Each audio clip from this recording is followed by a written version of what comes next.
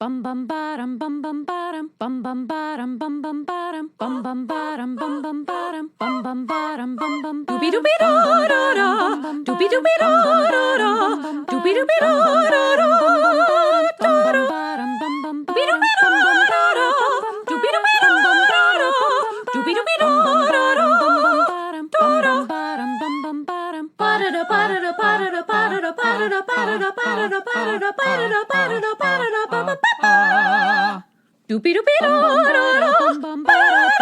You are now in session with the Comic Book Couples Counseling Podcast. I'm Lisa Gullickson. And I'm Brad Gullickson. And each month we evaluate a different iconic romance within the four-color realm. And in this episode, close your eyes. Oh. We wish to communicate with those listeners who reside between our world and the veil. Can you hear us, listeners? Wait, what was that? 2 knocks for yes. Why am I all wet? Did you spill your LaCroix everywhere? That's ectoplasm with a hint of pamplemousse in our creator corner. We're talking to writer Clay McLeod Chapman about Seance in the Asylum from Dark Horse Comics. Stay tuned to the Stinger listeners to hear how that went the first time. What? I couldn't do it in one take with props? I wish we had a seance going right now, a proper one, because I do need to commune with the dead. I need to talk to my grandmother and ask her if she did, in fact, have glaucoma. That would be also my number one use for a medium, would be for my medical history. Yeah, well, folks, I went in for an eye exam. Routine. And yes, it has been a while since I've had my prescription updated. About a decade. Maybe a decade. I think it might be under a decade, Lisa. Not sure. Don't have the records.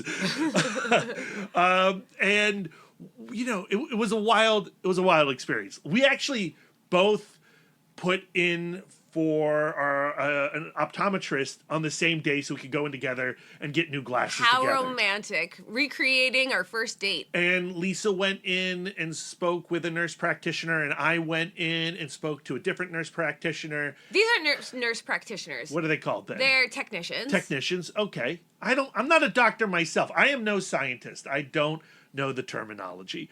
I spoke to someone who immediately felt very concerned for my health. Right. You do that you cover one eye, you read the bottom line of letters.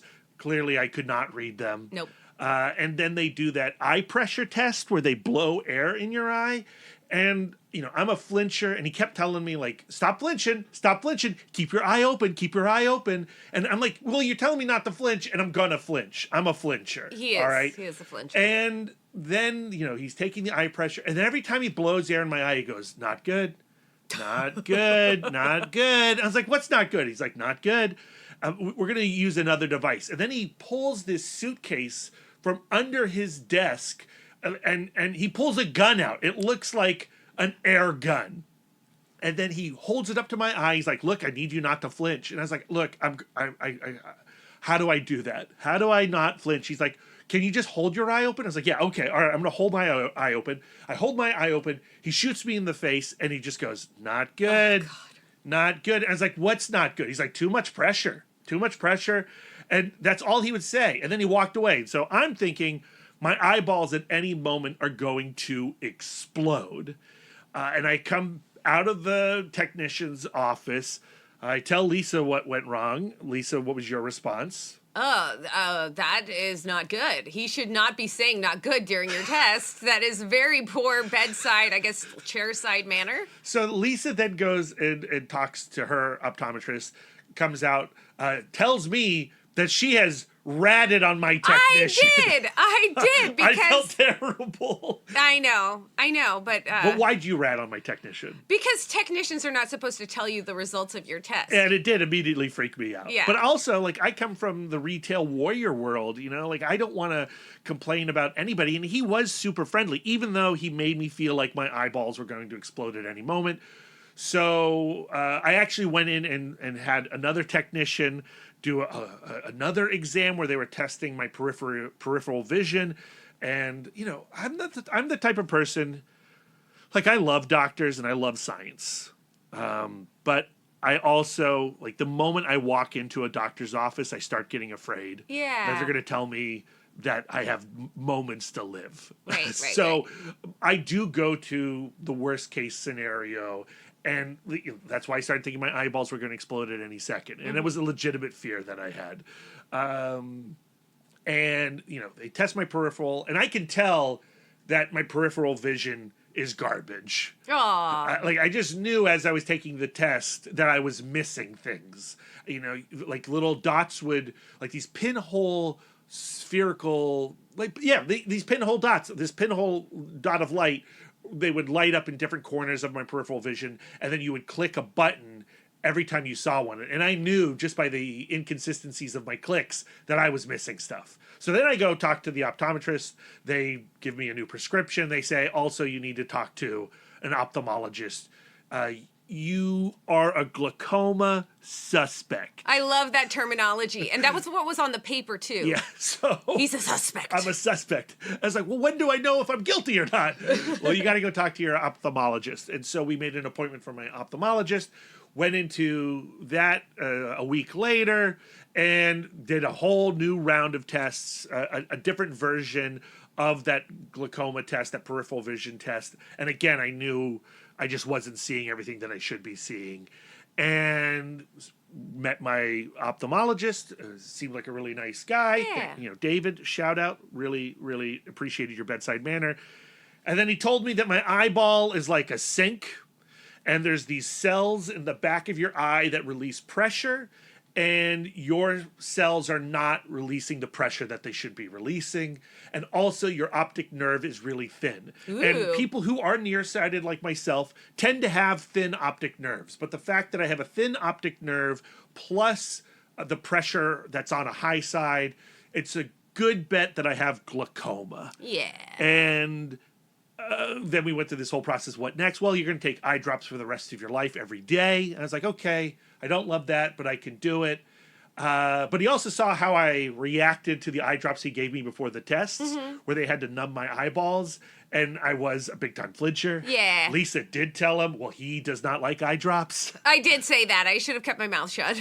So when I said, fine, okay, I can take eye drops for every day for the rest of my life, he said, you should probably have laser eye surgery. Yeah, he also says that, like, you're a better candidate now. He said I was young. Yeah, because which was nice. It's better to get the little drain surgery to get your drain zapped now rather than when you're older and you have more symptoms, I suppose. Yeah, and I that made sense, but I'm telling you. He's saying it's painless. It's just like in and out. He said it would take minutes. Yeah. And the other thing that I do when I talk to a doctor is I have my phone and the voice memo app open, and I'm recording everything. Because he's not listening. Because I am not listening. I'm going, I don't know what I'm agreeing to. That's why I have Lisa in the room. Because, again, I am a big-time panic when I'm in a his doctor's emotional office. support person. And I am so thankful that I have you. Yeah. I don't know what I would be like in that situation without you, because we were able to talk about it while he was in the room, while he wasn't in the room. And then I have the recording of everything he said. That's how I know about the whole sink metaphor. And I actually contemplated uploading the audio to this podcast. So what Patreon level would that be? But that felt like a real violation of his... HIPAA rights? I don't know if that's how that works. Well, of his privacy, certainly. Yeah. I don't know. We're in Virginia. We have a one consent law regarding recording people. See Linda Tripp and Monica Lewinsky for more on that. But yeah, so I recorded it. I listened to it. I agreed that, okay, we're going to do the laser eye surgery. Yeah. It's going to take minutes. It's going to be painless. It's actually in office. We're going to do it on March 14th. But I have been, like, the reason we're talking about it right now is because it's all I'm thinking about. He's really fixated on it. And, I hear laser, I think James Bond, I think Goldfinger, I think my eyeballs being sliced in half. And why do we have to do both eyeballs on the same day? Like, because what if I get blinded in the one eyeball? I still going to want the other eyeball. Why blind me all at once? I don't know if they're. I honestly, I can't tell you. I don't think that they're going to put the laser in your seeing parts. I have no idea. I don't have the first your idea. Seeing parts? He seemed pretty confident that this was no big deal. Anyway, are you interested in this, listener? Probably not. Do you like hearing about my total fear of going blind? Because I love comics, and I love audiobooks, but there's not really a great audio comic option. Yeah, well, glaucoma is like it affects your peripheral vision. Right. But what if he blinds me on the 14th? That's what I'm talking about. The laser in the eye is the thing I'm most. He said I have a 75% chance of having glaucoma. To me, I'm like, I don't got glaucoma, guys. I just don't. Yeah, it would be better to have like the 100%. Like you definitely have it, but that requires 2 points of information, and like the second point would have to be you getting worse. So if you take anything away from this opening to our Seance in the Asylum conversation, it's that you should go see your doctors on a regular basis. For all of your parts. Don't be stupid. Not just your comic book seeing parts. Don't be fearful like Brad. I'm working on it. And he was such a good doctor. Yeah. I did feel comfortable. And I'm sure I'm going to be fine on the 14th. I don't need to be lying awake at night thinking about this, but I literally am.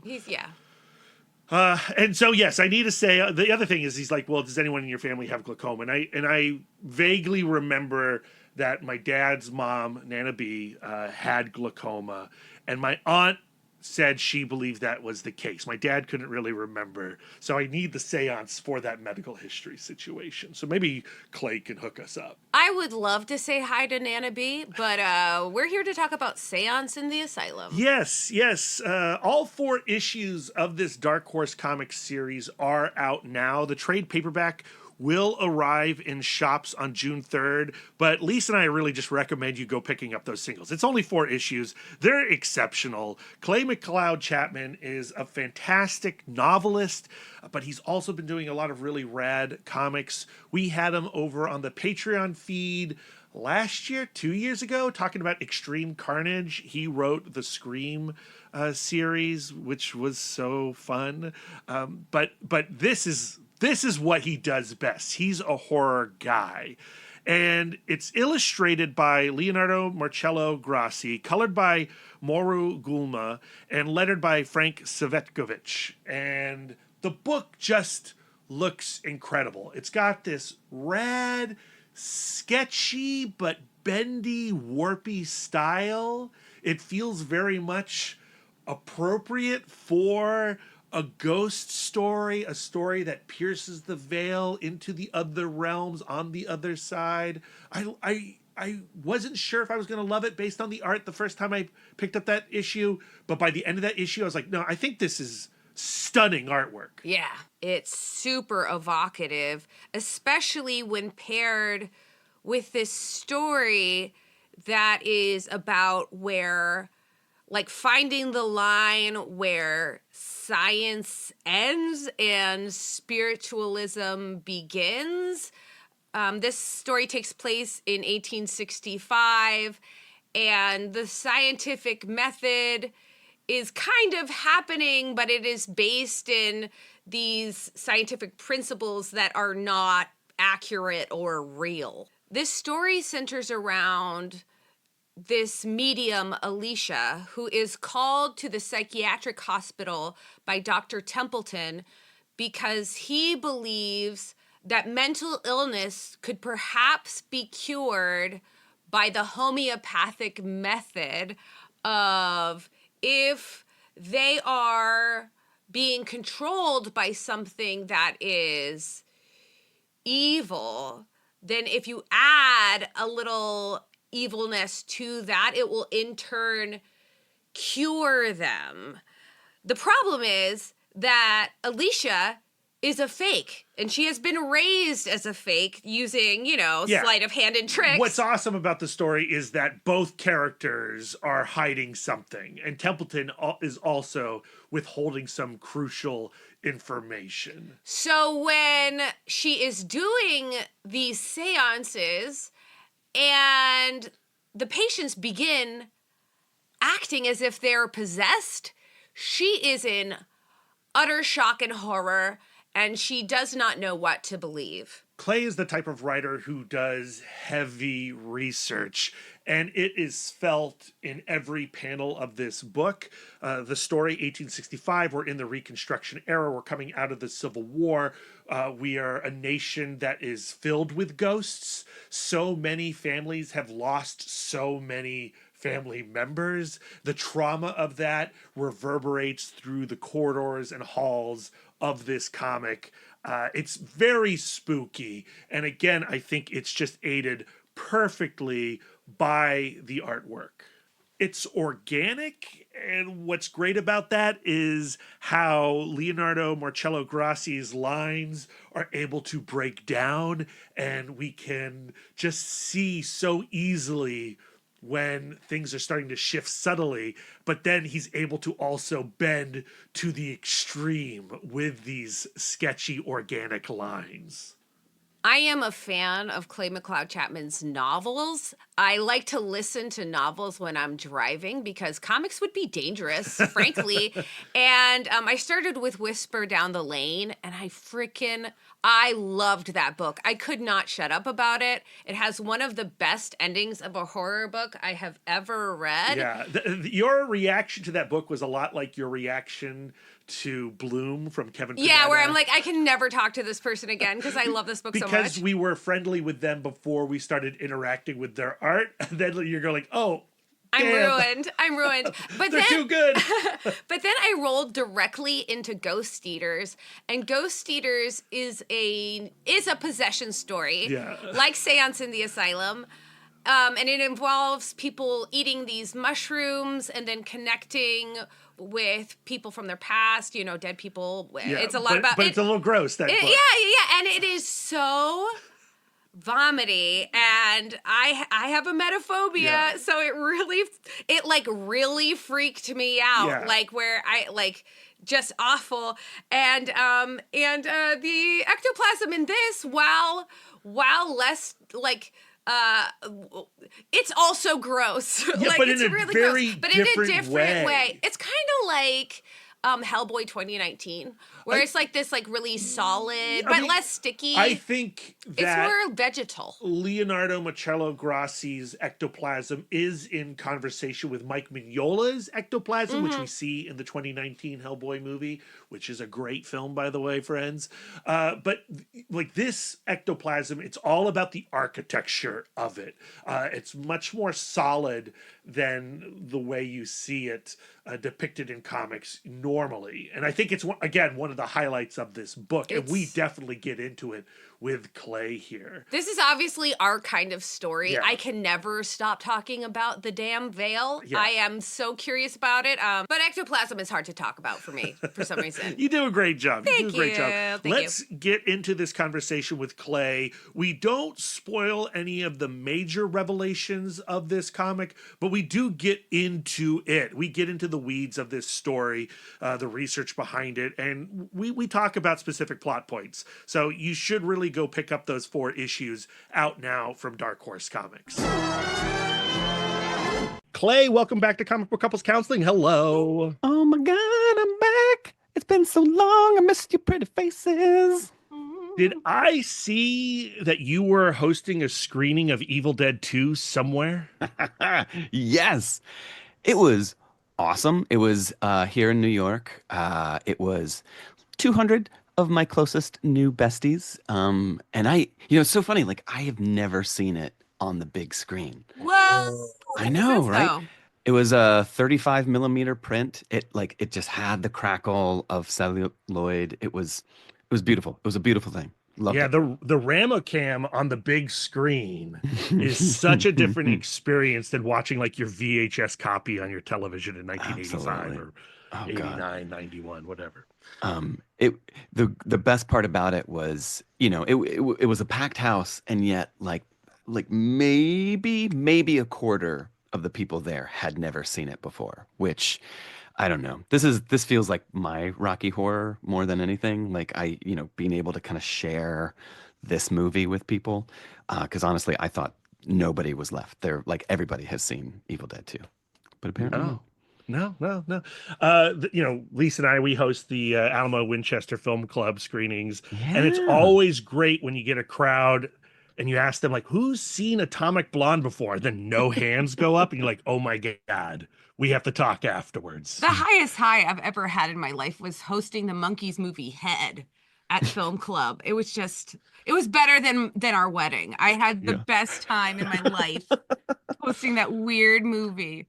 You Yeah. guys do some deep cuts. Like that's some, it's not just anybody who's gonna go see Head. We were extremely lucky, and we had lots of people like driving multiple states to go see that Oh my movie. God. And my parents came. Like Wow. it was an event. It was an Do your event. do your parents often come, or was that just like they're big No. monkey fans? No, no. That the Monkees were my entire personality from 1997 to today, actually. Amazing. Today Yeah. you're like, I'm cut off. No more. I'm Yeah. a Mickey girl, and Mickey is the only one left on this planet. I think it's my love keeping him alive. You can still marry him over me. Oh yeah. As I told Peter Tork, Yeah. I would leave Brad in a second for any monkey. Our listeners have heard that story. I know, but Clay hasn't. We're having fun. This is new to me. Get that whiteout money. Get it wherever you can. Clay, but we're here to talk about your new Dark Horse Comics series. The fourth issue just dropped. The trade paperback is hitting shop soon. Seance in the Asylum. Yeah. And we were reading your afterword, and in that afterword, you were talking about how this idea just kind of came to you all at once, fully formed. How often does that happen? Much like the head of Zeus, I bang my head and out come these like Greek gods of stories. No, I mean like I I was doing research for this one novel a few years back, and I was reading a book, and in the book that the author of that book, it's a nonfiction book talking about kind of mental maladies, and they mention another book and like an out of print like 1855 treats like a little pamphlet, medical pamphlet, and I was like, I want to find that. And I did some digging, kind of found a copy and read it, and I was like, this is a story. Like there's a story here. So I'm basically like, pilfering from the past, and it just took one doctor's kind of like mad medical kind of treatsy to like say like this is an amazing story, and I just had to do it. I had to do it. Yeah, and the So idea is, let's use spiritualism to cure the insane. Nothing can go wrong. Not just spiritualism, but like the hook that got me in your story was the idea of evil being used homeopathically, like that yeah, homeopathic principle of like cures like. Was yeah. that in the treatise as well, like the homeopathic aspect, or was that something that you came up with? Because I dig it. Yeah, I mean less the evil aspect to it, but the idea that like if we are capable of manifesting spirits, like contacting spirits from the other side, that like our bodies are vessels, and sometimes these vessels get a little clunky and we need to take them to the garage and get them tuned up. But like this doctor was kind of thinking of this as like a kind of like a spiritual oil change, like Mm-hmm. let the ghosts in, let them kind of flush out whatever mental maladies you may have, and just extrapolate them. And I just I mean, he genuinely believed that spiritualism was, I mean, this was like 1855, so it was Civil War. The Fox sisters were kind of like ascendant. It was just a different time, and I just loved it. I loved it. Have you heard of the James Randi $1 million challenge? No. Okay. So in the like mid to 2010s, I was like dabbling in like the skeptic movement. I have very much, as people listeners to the podcast know, I very much moved away from that. I am so open now that my brain could fully fall out. But so the James Randi $1 million challenge. James Randi was a magician, Mhm. and he exposed charlatans.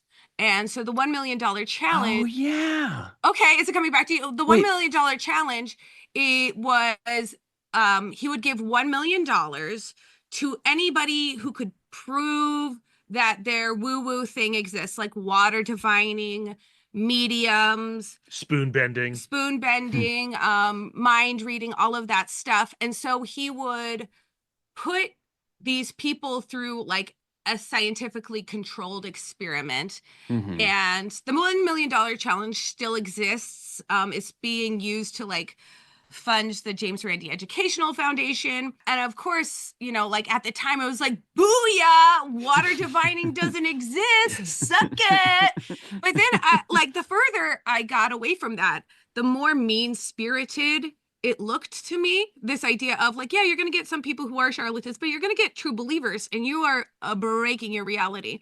And one of the really scary parts of this story are the scenes where Alicia is being put through these experiments. I don't want to spoil anything, but Alicia's being put through these experiments, and it's so scary and mean. Can you talk a little bit about, you know, the scientist side of things? Yeah. I mean, it's interesting because like, you know, spiritualism is the belief that certain vessels, certain people have the ability to kind of contact the dead, contact ghosts. And in the era of the Fox sisters, Maggie and Kate Fox, who are kind of the you know, originators of spiritualism. I mean, they were kids. I think they were like 9 or 10 or 11 or 12. Like they were young. But this like religious movement was kind of built around them because they purported to, like, they said that they could contact ghosts, contact spirits. Um, and of course, like at the time, like there was still a kind of a really strong level of scrutiny, and you know, the modern medical profession was disavowing this as like, you know, they were frauds, and so at a certain point, it kind of was that amazing Randy kind of situation where, you know, these doctors would test these young women and basically be like, we are going to put you in this chair in front of a live audience, and sometimes they would like bind them with belts and, like, you know, strip them down to their undergarments so that like there could be no kind of apparatus or mechanism that would create either a sound or manifest some sort of like spiritual effluvia, you know, that they would basically be exposed in order to kind of prove whether or not they really were able to contact ghosts or contact, you know, summon spirits. And it was very degrading. It was you know, it was very much the kind of male gaze, you know, exposing these young women for, you know, if not the validation of the medical profession, at least this kind of like grotesque entertainment, you know, like, so much like what you're speaking of, you know, like it's something about like, aha, we got you. Like that in of itself becomes the the entertainment. There is like an inherent bigotry to it, Yeah, where right? people are saying like, you know, like, you don't know how the world exists, you don't know the mysteries of the universe, and they're like, but you don't either, but they're like, yeah, but I have science. Yeah. And so it will definitely prove that your perspective on the universe is not true. Even in the Fox sisters' time, the exposers of spiritualism were often like Houdini was a big time Yeah. anti-spiritualist, anti-medium person. And in your story, I don't think it's spoilers to say, like, Alicia is a fraud. She Yeah. is a person who is using parlor tricks to either comfort people or take their money. I think mostly it's take their money in this case. Yeah, but also raised to be a fraud, Right. which I Yeah. think Yeah. makes the story so empathetic. Yes. Yeah. Yes. Yeah. but like the idea of like swindler, like fakes can recognize fake. Yeah. And yeah. Game recognizes game, you know? Yeah. Um, but I am always kind of enamored with that kind of narrative trope of a fraud encountering an actual, like whatever it is, like, it's like I'm not I pretend to be a spiritualist or pretend to like contact the dead, but I really can't contact the dead. But what if I do? Like what if like there's the one time where all of a sudden it's like, "Oop, wait, never mind. There are ghosts." That's like that's just such a meaty trope to me. I love it. Talk a little bit about why this story then becomes a comic and not a short story, a novel, or whatever, because you're playing around in so many mediums these days.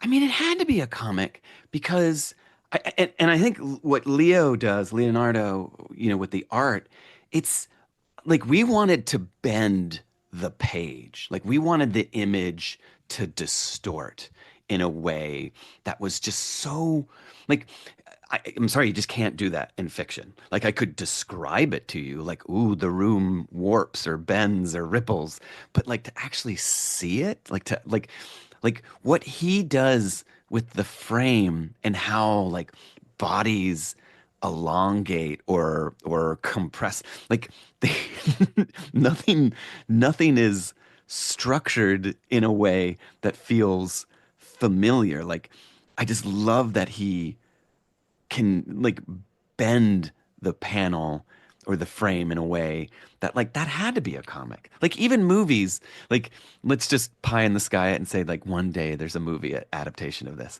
Like it's gonna be the Sam Raimi like whoa, like Yeah. but even that feels familiar. But like I just think comics like oddly enough, given that the page is just it is what you make of it, you really manifest like the I don't know like the structure of those panels. It's just so fluid in a way, and I just couldn't think of any other way to tell that story. So this is the first comic I've read that I believe anyway with Leonardo Marcello's illustrations. And Hmm. when I started that first issue, I was like, okay, he's got this sketchy style. Like in places he's got a real hard line. But as the story progresses and we start to get into the supernatural side of things, the Hmm. way he manipulates his line, distorts his line is Hmm. incredible. Those bendy moments that you see in the first issue, but then when characters get possessed, and how do I describe this? You get the profile, but then there's like a second profile Yeah, that's sort of floating in front of that profile, and it's very sketchy. yeah, That's one of the most incredible ghost images I've ever encountered in a It's comic. so yeah. creepy. It's It so was so much fun. In writing it, it was like, okay, how do we like how do we show that these people are possessed?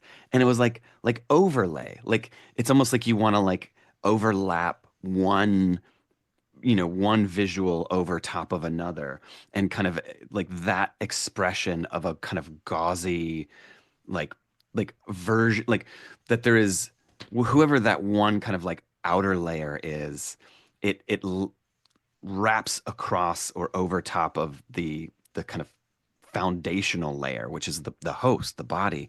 Um, I remember when I first saw those images, and you know, it reminded me of like the first time like looking at Two-Face Mm. in a Batman comic, like like the ability to kind of like show a duality of personhood in one body, and like I love it. I love it.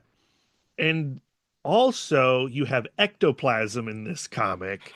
And I've seen ectoplasm drawn a lot in books. And Yeah. some of my favorite ectoplasm is Mike Mignola's ectoplasm in the BPRD Oh, and Hellboy yeah, yeah. stories. And this one is not wet. Like it's very dry ectoplasm, very like I would say very solid ectoplasm. Yeah. And that made me feel things too.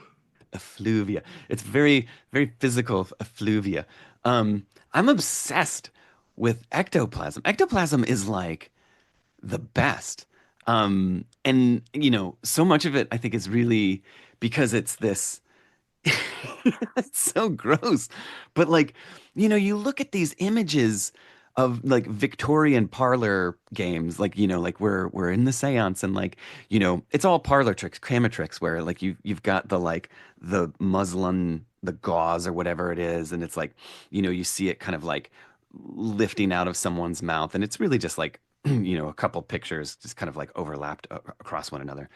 But what Leo does, like it's like thorny. Yeah. It's like a rose bush coming out of these people, and like that was like, that's all him. Whatever the writing was to kind of like suggest the image, guide to the image, it I just wanted it to be palpable and present and transmissible. Yeah. Tendrils, tentacles, like, we didn't want it to be too gauzy or too ethereal. Like we wanted it to feel like it was like emerging. And the way it like pushes the face apart a little bit, like the how when it's coming out of noses and eyes, and the eyes are being pulled out, like, Yeah. whew, Yeah. good stuff. Ew. So Yeah, gross. super gross. When I saw the ectoplasm in this comic, it reminded me of Ghost Eaters, where Yeah. I am a person who I love your books, but I also have a metaphobia. So like Uh-huh. I have a fear of vomiting. I think that Oh God. if I see vomit or hear vomit, I'm like, I think I would rather be dead Yeah. than experience this. And so like Ghost Eaters, like getting through that book was just like so challenging for me. I did it, but like the level of creepitude I think was like even deeper because it was like so triggering for me. And made it Oh God. challenging also to crack open another clay book. Yeah, it really Yeah. put a damper on it for So sorry. as I am well. so It's sorry. okay. I just want I you when you write vomiting scenes, you have to think of me. I require Yeah. it. You're like, Like some I can how's hear this one gonna a land? grown woman crying somewhere. Um, but like I think what the whole thing with ectoplasm is like that kind of thing of irrefutable evidence. Yeah. So throughout this story, we get those like layers of reality where we see, oh, she's seeing the ectoplasm. She is experiencing something that is inarguable.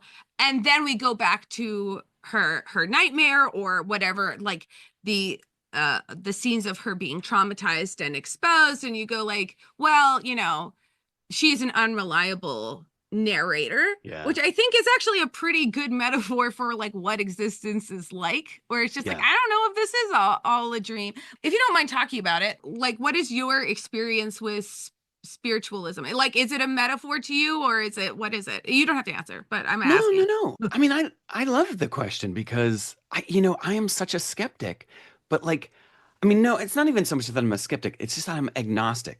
Like, Mm-hmm. I am so willing to believe. Like, if ghosts were to walk into the room right now, I'd be like, I believe. Like, I'm in. But like, what I have to get over is my own kind of overactive imagination. Like, I don't believe in ghosts. I don't believe in kind of life beyond this one. Like but that just feels so boring. Like Mm-hmm. storytelling is so boring when you're like stuck with the facts and like, science.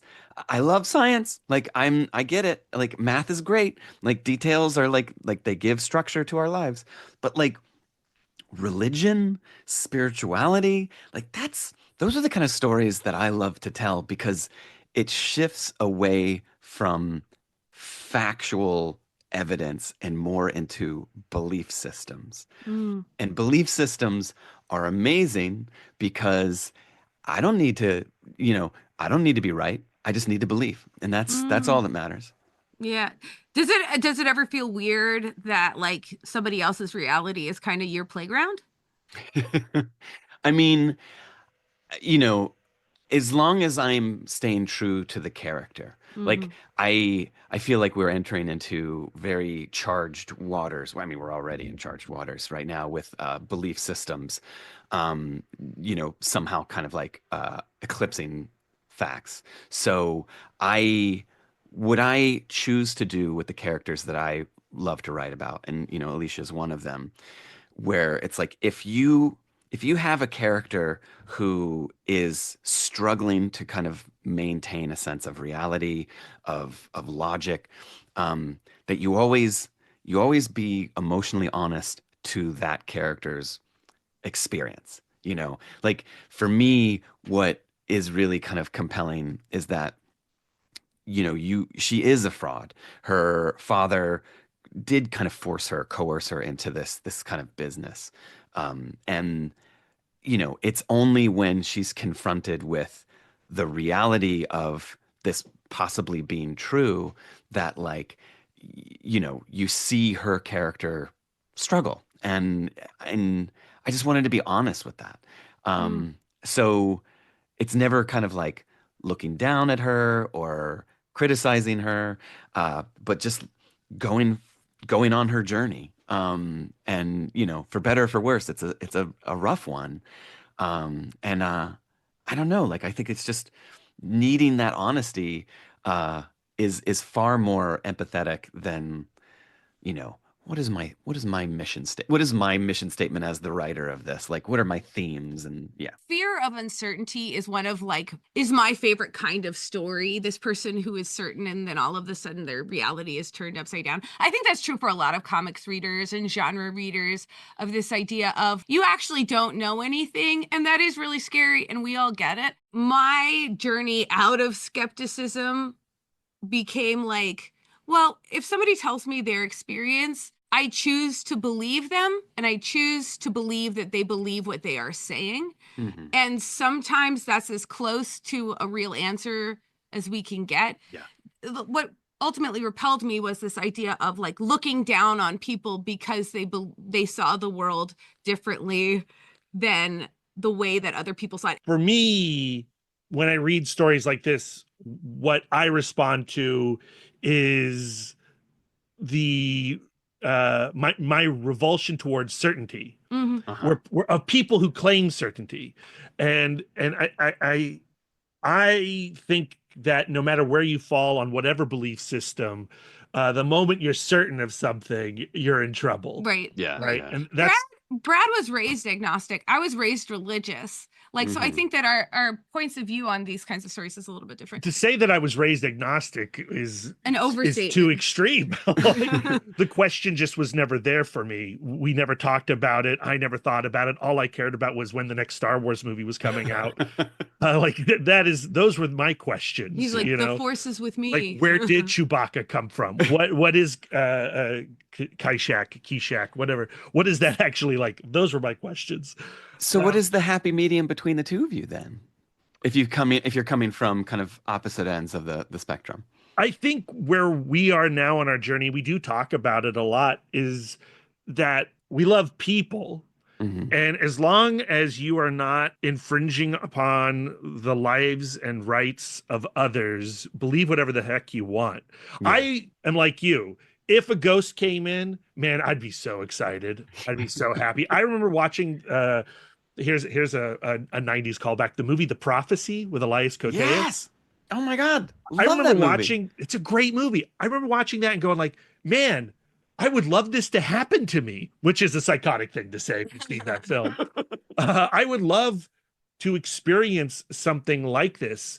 And I had a friend who lived out in Manassas, Civil War, battlefields everywhere, and he claimed to have seen Civil War ghosts. And I would go to the battlefields with him, and I'd be like, Wow. let's find a ghost. Let's go. I just have never found anything. Yeah. And I've never Yeah. felt anything. All I felt is whatever I'm feeling right now.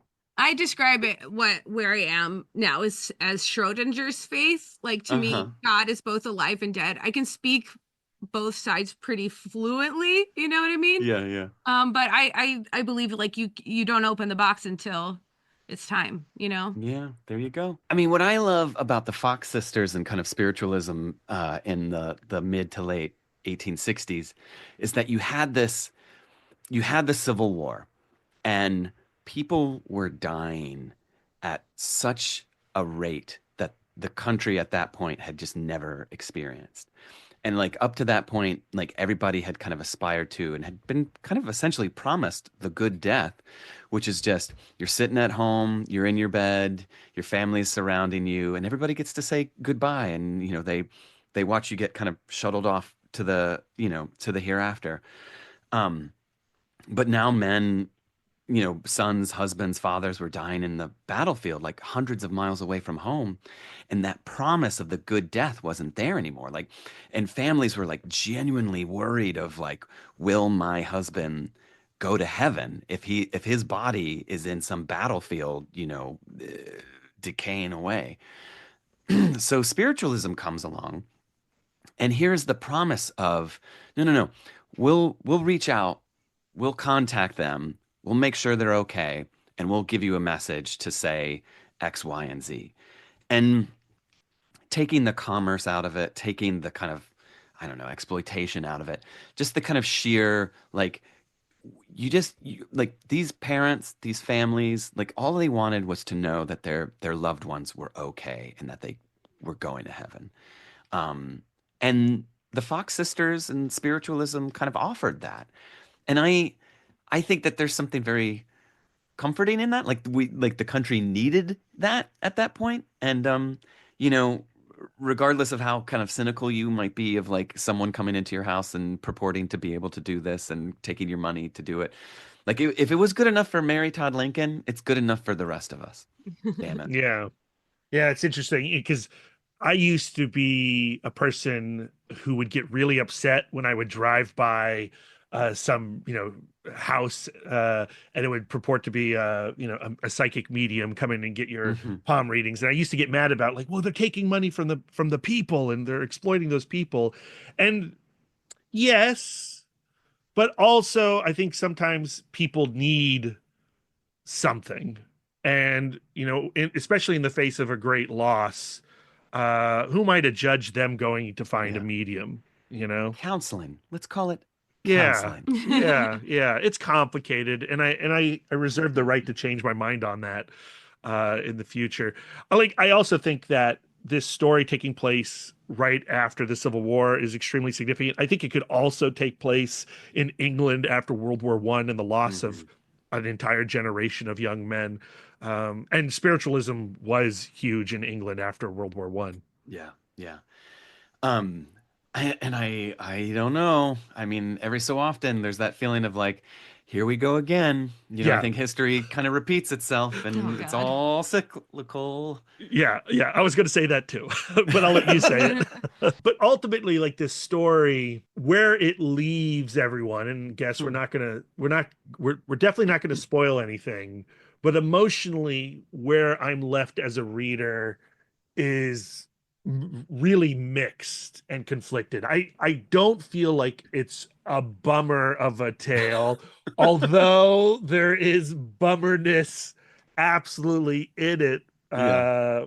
But I don't know. Like I think because of the approach that you take towards Alicia, there's so much consideration towards her as a person, and even if there is a villain in this story, and I don't even really want to talk about the villain of this story, but if there Mhm. is a villain of this story, that person has a pain and there's understanding with that pain as Yeah. well.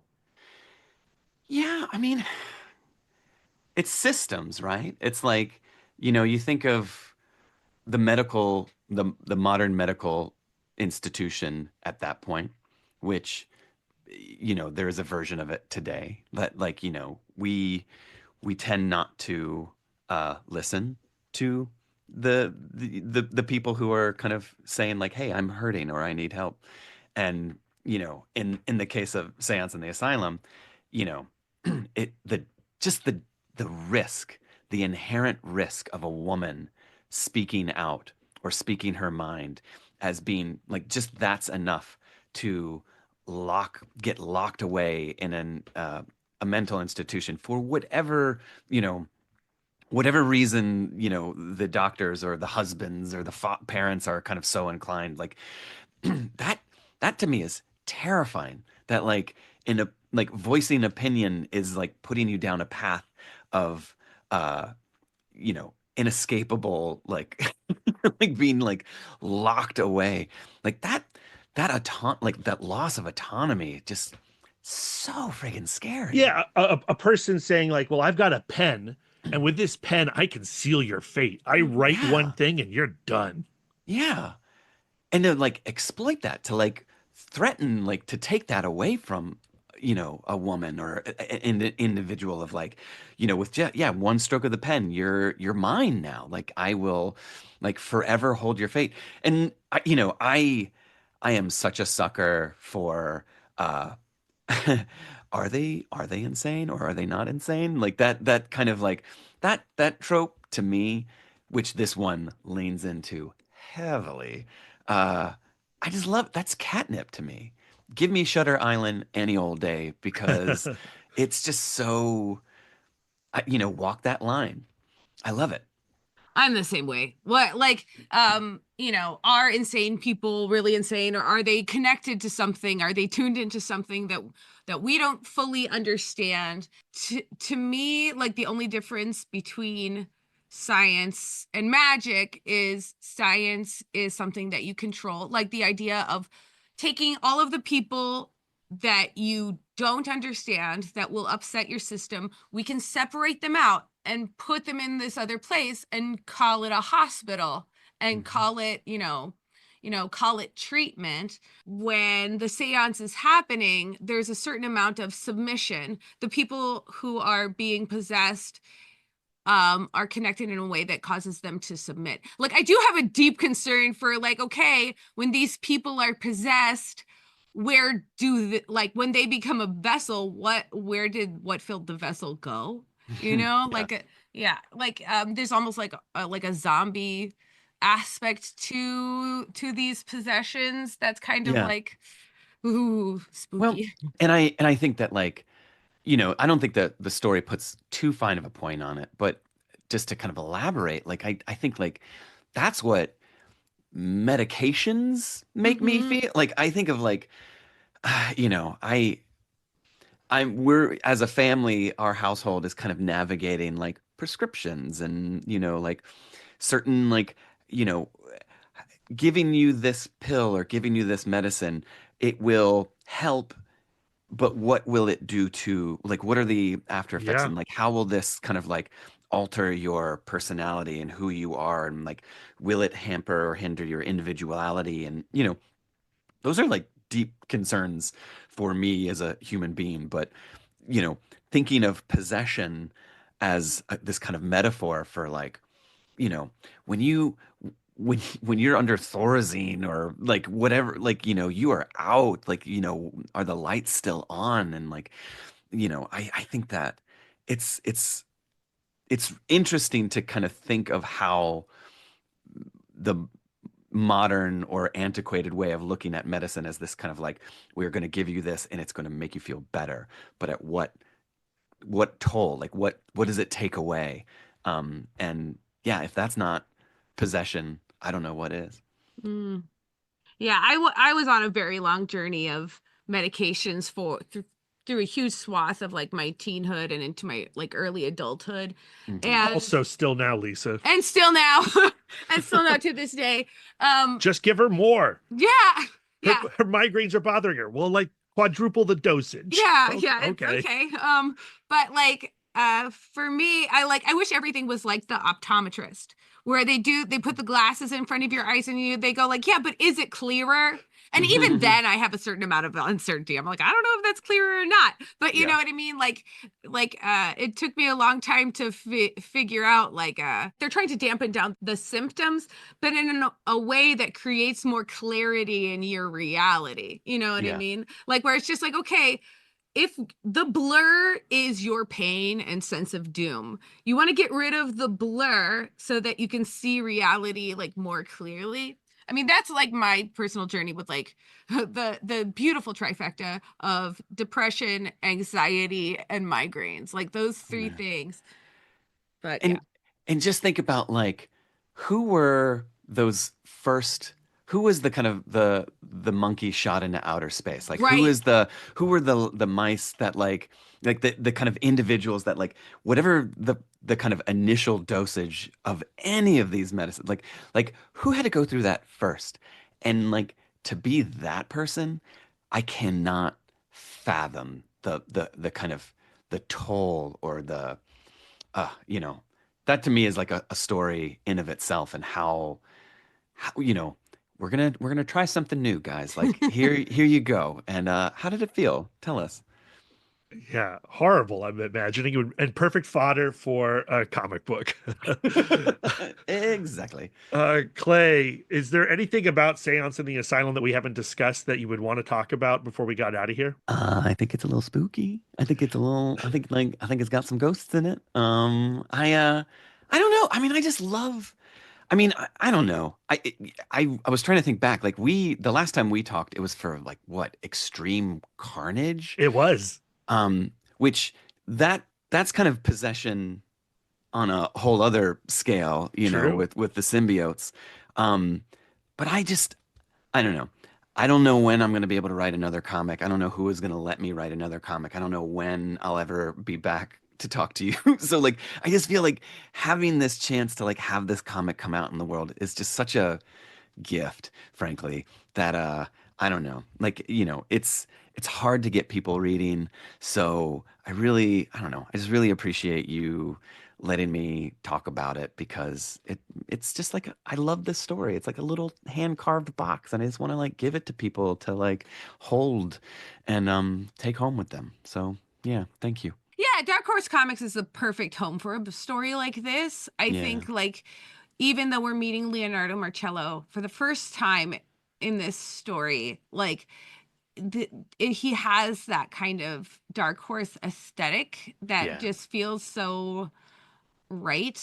I'm definitely going to chase more comics from them, Yeah. for sure. And Clay, you've been working a lot in comics over the last few years. I feel like you're going to have plenty of opportunities to play in comics in the future. I really hope. It's been a while since I did a Marvel thing. And there's always that moment of like, is this the last thing I ever do for Marvel? Like, like there's always that feeling of like, oh wow, I probably will never work for Marvel ever again. And I just like cross my fingers and, hope for the phone call. Uncertainty, so scary. I would love for you to work for Marvel again. Yes. Scream, such a fun character, especially written through Yeah. you. But like to me, when I read Seance in the Asylum, I was like, oh, well, this is a Clay McLeod Chapman comic. And I Mhm. don't know if I necessarily felt that way with Extreme Carnage. Yeah. Like this feels next, like this and Ghost Eaters, they belong on the shelf next to each other. Mhm. Oh, yeah. Creator-owned comics are great. They're so much fun because, like, I mean, I love Marvel, and you're just playing in the sandbox with someone else's toys. Like, it's like they're action figures. But like a creator-owned comic, it's like, where do we go? Like, what do we want to do? And that to me is just like, it's just wild. So this is my third or fourth creator-owned thing over like maybe 10-ish years. And it's a tough it's a harder road to hoe, because you just have to convince the publishers that someone's going to take a chance. But like there's just such a joy in it. And yeah, I love that this story in particular has a chance to kind of get out there into the world. Yeah. Yeah, I guess that's a nice place to end, Clay. Thank you so Mm. much for hanging out and getting real serious about a lot of real serious stuff. The book is very spooky and scary. Thanks to a Spooky very scary. spooky, Spooky scary. scary, and fun comic. Well, thank you guys. Thanks for having me. And there he was, Clay McLeod Chapman. Isn't he just like the nicest guy? Undeniable. I first met him at the Chattanooga Film Festival when he was doing one of his pumpkin pie shows. And you should always track the whereabouts of Clay McLeod Chapman, because if he is coming to any bookstore or film festival near you, you need to make a beeline to that event, especially if he's doing the pumpkin pie show, which is like this collision of theater and literature. It is a storytelling fist to the face. No one does a better reading than Clay. And if you follow him on social media, link in the show notes, he just brings so much energy to any appearance, just like the energy he brought to this conversation, but even more so.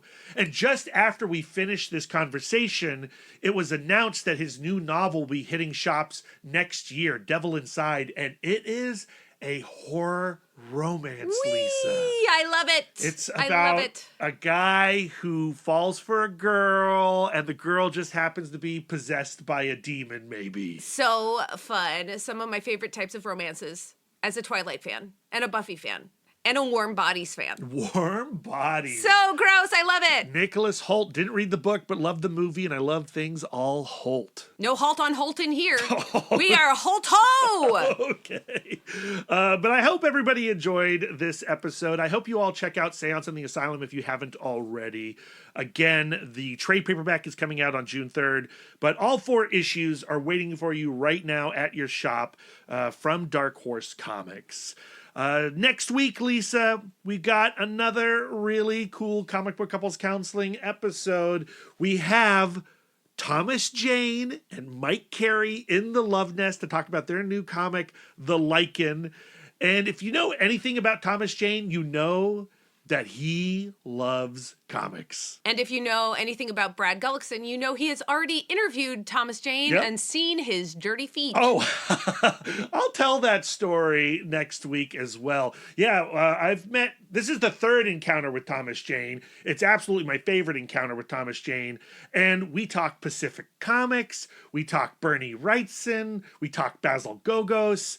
It's a blast. And also Mike Carey is there if you want. Yes. And the Lichen is coming out from Comixology and Blaze. And this was a book that when we got the email saying, hey, do you want to talk to Mike Carey and Thomas Jane about the Lichen? I was like, sure.